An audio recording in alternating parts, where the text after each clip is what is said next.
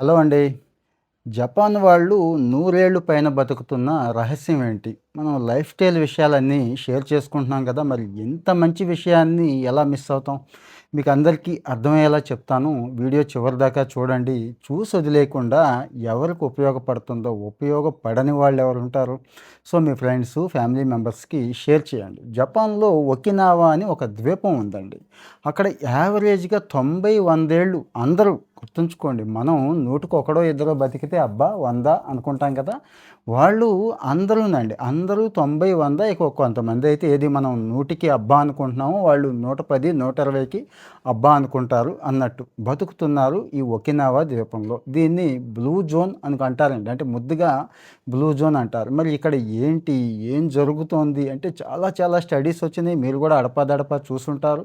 చాలామంది చెప్పుంటారు. అర్థమైంది, అర్థం కానివి చాలా ఉంటాయి కదా! నేను క్లియర్‌గా అర్థం అయ్యేలాగా చెప్పడం కోసం మీ ముందుకొచ్చాను. ఈ వీడియో ఇప్పుడు అందుకే చేస్తున్నానండి.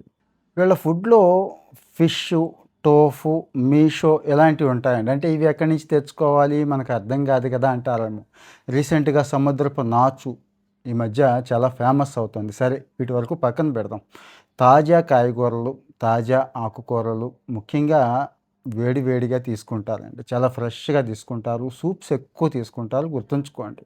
హరా హచి బూ అని చెప్పి వాళ్ళకొక స్లోగన్ ఉందండి. ఏది మనం సత్యమేవ జయతే అని ఎలా అనుకుంటామో అలాగంటే పొట్టని 70, 80% వరకే నింపుతారు. ఇది గుర్తుంచుకోండి. ఇక మనం ఫుడ్ అనేది ఒక ఎమోషన్. ఆకలేసినా, ఏగిపోయినా తినేస్తాం. వాళ్ళు ఆకలేస్తేనే తింటారు. అది కూడా ఆ 70, 80%కే పరిమితం అయిపోతారండి. దానివల్ల లైఫ్ స్టైల్ చాలా, చాలా, చాలా యాక్టివ్‌గా ఉంటుంది. వాళ్ళు ఎంత యాక్టివ్‌గా ఉంటారు అంటే మీరు చూడొచ్చు. ఏ జపాన్ వాడిని చూసినా చక్కగా ఉంటాడు. స్లిమ్‌గా ఉంటాడు. అంటే ఏది ఎంతుండాలో అంతుంటుంది. అంత లావు ఉండరు. అంత పొట్ట ఉండటం గానీ మీరు ఎక్కడైనా గమనించారా? ఎక్కడో చాలా రేర్. అంటే వాళ్ళ కల్చర్ ఏ స్థాయికెళ్ళిపోయిందంటే అలా ఉన్నవాడిని పరమ బద్ధకస్తుడి కింద, పరమ తేడాగా అంటే లైఫ్ స్టైల్ మొత్తం పాడు చేసేసుకున్న సన్నాసి అన్నట్టుగా చూస్తారు కాబట్టి వాళ్ళకి మొదటి నుంచి ఈ అవగాహన వచ్చేసిందండి. ఇంకో కారణం యాక్టివ్ లైఫ్ స్టైల్ అండి. మనం ఏం చేస్తామంటే మనం చేస్తున్నాం కదా! జిమ్‌కెళ్తున్నాం, యోగాకెళ్తున్నాము, లేకపోతే వాకింగ్ చేస్తున్నాం అనుకుంటాం గానీ ఏది ఆ గంట, అరగంటో చేసేసి మిగిలిన రోజంతా హాయిగా ఇగో ఇలాంటి మంచి మంచి సోఫాల్లో కూర్చోవడం, లేకపోతే పడుకొని ఉండటం, కదలకుండా ఉండటం. Sedentary life style. ఇక ఆఫీసుల్లో కూడా చక్కగా కూర్చొని ఉండిపోతాం కదా! వాళ్ళు అలా కాదు గుర్తుంచుకోండి. డైలీ చిన్నదో, పెద్దదో ఏదో ఒక పని చేస్తూనే ఉంటారండి. అంటే తోట పని చేసుకోవడం, మొక్కలకి, క్లీనింగ్‌కి చాలా ఇంపార్టెంట్ ఇస్తారండి. ఏ పని లేకపోతే చక్కగా ఉన్నదాన్ని క్లీన్ చేసుకొని, సర్దుకోవడం ఇట్లాగంటే రోజులో ఎక్కువ కాలం నిలబడటం, కదలిక ఉండటం, అటు ఇటు తిరుగుతూ ఉండటం, ఇది యాక్టివ్ లైఫ్ స్టైల్ అవుతుంది. ఇక వాకింగు, ఇక Japan walking, reverse walking, side walking, 8 అంకెలో వాకింగు ఇలాంటివన్నీ మీకు తెలుసు. అవన్నీ కూడా చేస్తారు. ఖచ్చితంగా చేస్తారు. మ్యాండేటరీగా చేస్తారు. వాటితో పాటు ముఖ్యమైన విషయం ఏంటంటే యాక్టివ్ లైఫ్ స్టైల్. అంటే ఏం లేదు. రోజంతా యాక్టివ్‌గా ఉంటారండి. దీనికి కారణం ఏంటంటే ఇందాకడ చెప్పుకున్నాను చూడండి. పొట్టలో 70, 80% పడినప్పుడు ఎవడైనా యాక్టివ్‌గానే ఉంటామండి. పీకల దాకా అంటే మనం 100% కాదు. 120% తినేసి బ్రేవుమని తేల్పి హాయిగా పడుకోవాలనిపిస్తది. తెలుసు కదా! గ్లూకోజ్ షాట్ ఎలా ఇస్తదో బాడీకి మత్తుగా ఉంటది, మగతగా ఉంటది. ఇక రోజంతా ఎటు కదలాలనిపించదు. ఇన్ని ప్రమాదాలున్నాయి.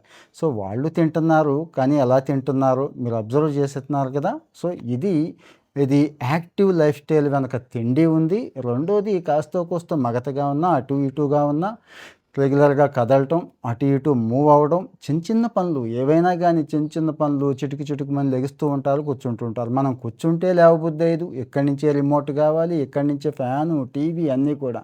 ఇది మానేయగలిగితే అంటే వాళ్ళు మానేశారు కాబట్టి అలా ఉంటున్నారు కాబట్టే నూరేళ్ళు బతకగలుగుతున్నారండి. ఇంకో ప్రధానమైన అంశం మానసిక ప్రశాంతత. పీస్‌ఫుల్ మైండ్ అండి. మెంటల్ పీస్‌తో ఉంటారు.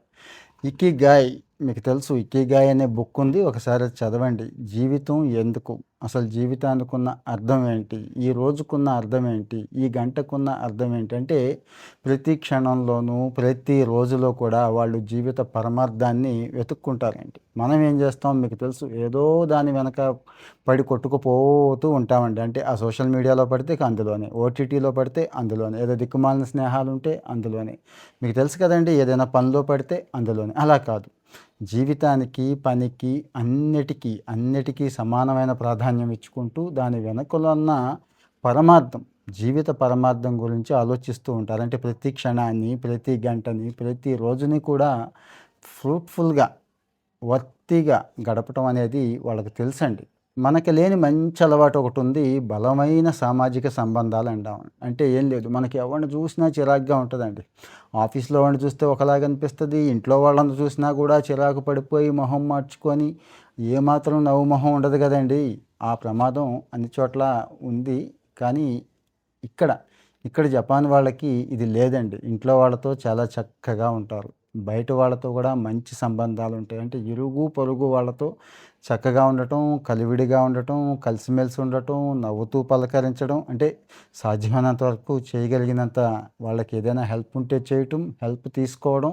ఇది ఎలా ఉంటుందంటే ఆ సోషల్ బాండింగ్ అనేది ఒక గొప్ప ధైర్యాన్ని ఇస్తుందండి. అంటే మనకేదైనా అయితే నలుగురున్నారు, సాయం చేస్తారు అనేది వస్తుంది. అలాగే మనం ఏదైనా ఇబ్బందుల్లో ఉంటే పలకరించడానికి నలుగురుంటారు అని. అలాగే మంచికి మంచి, చెడుకి చెడులాగే ఉంటుంది కదండీ! సో, మరి ఇన్ని విషయాలు అంటే ఈ సోషల్ బాండింగ్ అనేది వాళ్ళు మొదటి నుంచి ఇది ఏది ఒక రోజులో వచ్చింది కాదు.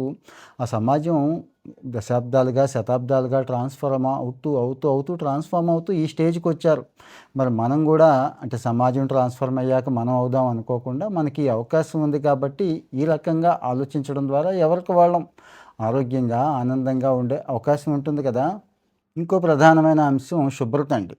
వ్యక్తిగత శుభ్రతకి అట్‌మోస్ట్ ప్రయారిటీ ఇస్తారు వాళ్ళు. అంటే ఎప్పుడూ క్లీన్‌గా ఉంటారు, హైజీన్‌గా ఉంటారు. గుర్తుంచుకోండి. అంటే నోరు, ముక్కు దగ్గర నుంచి అన్నీ కూడా క్లీన్‌గా ఉంచుకుంటారు, చక్కగా ఉంటారు. అలాగే ఇల్లు, చుట్టుపక్కల పరిసరాలు అన్నీ కూడా చాలా చక్కగా నీట్‌గా ఉంచుకుంటారు కాబట్టి చిన్న చిన్న వాటికి రోగాలు, రస్టులు రాకుండా ఉంటాయండి. మనకి మన వాతావరణం తెలుసు. సరే చుట్టూ అలా ఉంది. వాడిని వీడిని తిట్టుకుందాం, ప్రభుత్వాన్ని తిట్టుకుందాం, పక్కింటి వాడిని తిట్టుకుందాం. మన ఇల్లు కూడా అలాగే ఉంటదిగా. మన ఒళ్ళు కూడా అలాగే ఉంటది కదా!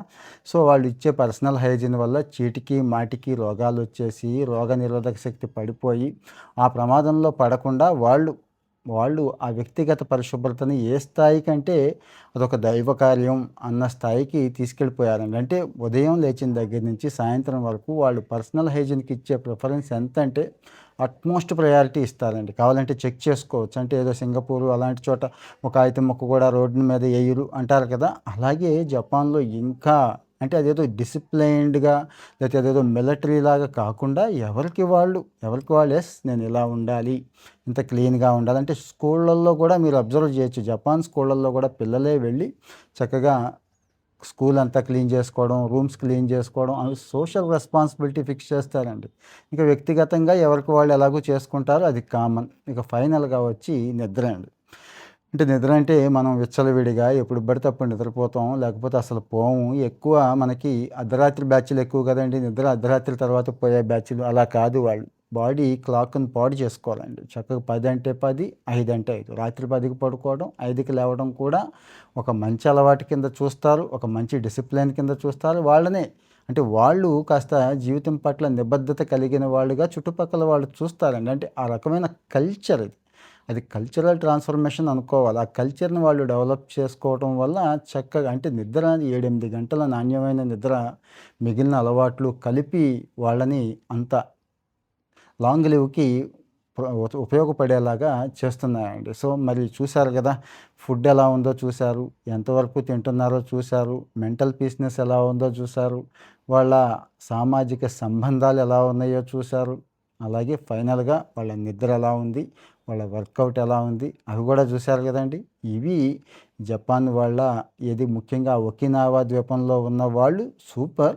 జపాన్‌లో మిగిలిన పాపులేషన్ కూడా ఇలాగే ఉన్నారు. సో, మరి అక్కడ జపాన్ ఆసియా కంట్రీయే. మీకు తెలుసు. మన నుంచి కూడా వాళ్ళు బోలెడన్ని నేర్చుకున్నారు. మన బౌద్ధమే ఇక్కడి నుంచి అక్కడికి వెళ్ళింది. మంచి ఎక్కడున్నా తీసుకోవాలి. కానీ వాళ్ళు ఈరోజు కల్చరల్‌గా అలా డెవలప్ చేసేసుకున్నారు. అద్భుతమైన లైఫ్ స్టైల్‌గా డెవలప్ చేసుకొని ప్రపంచానికే ఒక మంచి సందేశాన్ని ఇస్తున్నారు. ఏది లాంగివిటీలో, ఆరోగ్యంలో. సో, మరి లైఫ్ స్టైల్‌లో మనం చాలా విషయాలు డిస్కస్ చేసుకుంటున్నప్పుడు ఇక్కడి నుంచి తీసుకోవాల్సిన అంశాలు చాలా ఉన్నాయి. చాలా ఉపయోగపడేవి ఉన్నాయని నాకు అనిపించింది. సో, మరి మీకెలా అనిపించింది? ఈ విషయాలు ఎలా అనిపించింది? మీకు నచ్చినట్లయితే తెలుసు కదా ఏం చేయాలో? దయచేసి ఎంతమంది చూసారో అంతమంది లైక్ చేస్తే ఇంకో 10 మందికి ఇలాంటి మంచి విషయాలు ఎళ్తాయి కదండీ! నాకు కూడా కాస్త ఉత్సాహంగా ఉంటుంది. ఎక్కువ మంది చూస్తున్నారు. ఇంకా ఇంకా చెప్పాలి. ఇంకా ఇంకా వీడియోస్ చేయాలి అని. సో, ఫాలో అవుతూ ఉండండి. Thank you.